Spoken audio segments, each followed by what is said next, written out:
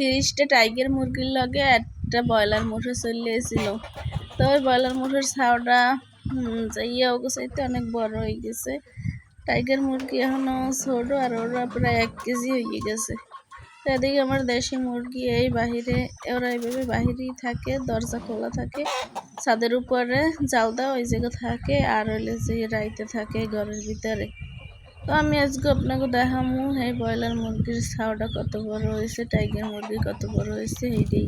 তো আসসালামু আলাইকুম, কেমন আছেন সবাই? আশা করি খুব ভালো আছেন। তো যারা আমার ভিডিওটি দেখবেন, সবার কাছে আমার অনুরোধ, দয়া করে একটা সাবস্ক্রাইব দিয়ে যাবেন আর লাইক কমেন্ট করে পাশে থাকবেন। এই যে দেখছেন টাইগার মুরগিগুলো কত ছোট ছোট।